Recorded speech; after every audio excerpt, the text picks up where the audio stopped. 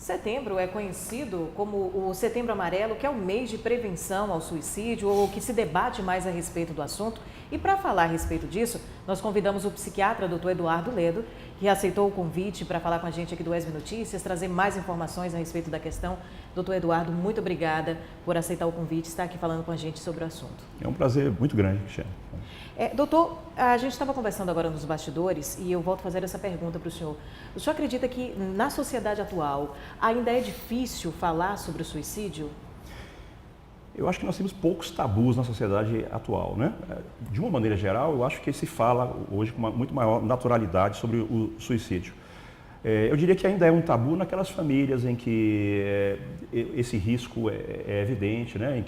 Ou que existe um histórico de suicídio. As pessoas em sofrimento, elas ainda têm dificuldade de falar sobre isso. No geral, na população em geral, eu acho que esse tipo de tabu já não existe mais com a intensidade que existia no passado. Como é que o senhor avalia essas campanhas? Por exemplo, o mês de setembro é um mês onde é um assunto que ganha mais visibilidade do que no restante do ano. Como é que o senhor avalia a importância de campanhas como essa para poder chamar a atenção da sociedade sobre o assunto?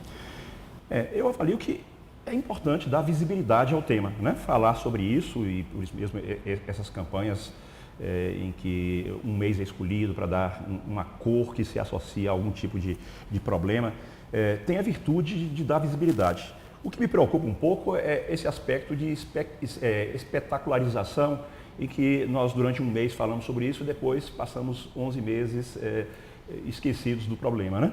Mas de qualquer maneira tem essa virtude de chamar a atenção e de certa maneira isso pode ser o germe de um processo que venha a render frutos ao longo do restante do ano.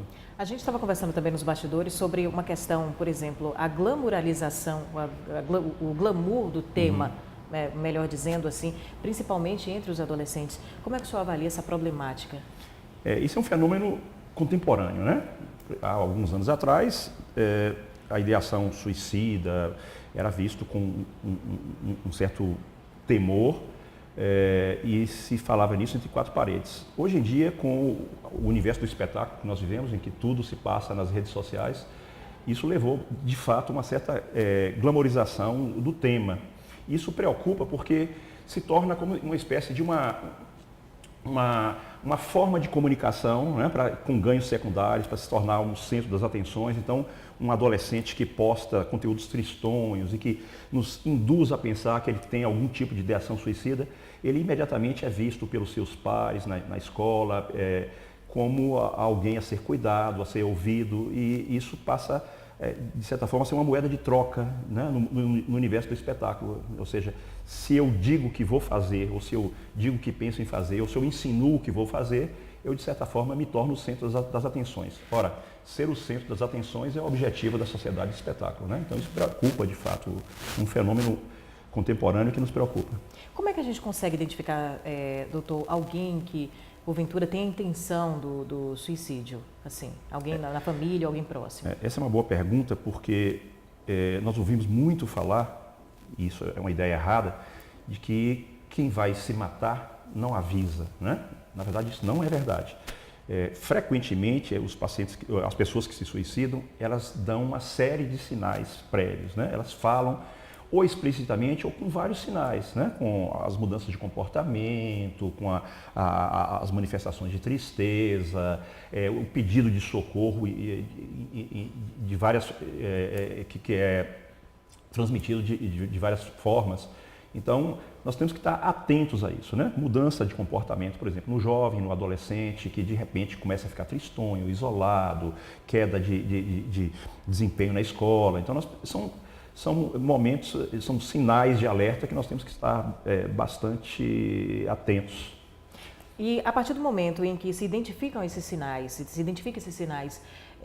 como é possível prevenir o suicídio? Quais os caminhos que a família, que amigos podem percorrer para tentar evitar a questão? Havendo a suspeita, né? Ou seja, se nós identificamos alguns desses elementos e suspeitamos que eles indicam que aquela pessoa, aquele jovem, aquele adulto, o idoso também, o suicídio no idoso é um grande problema de saúde pública,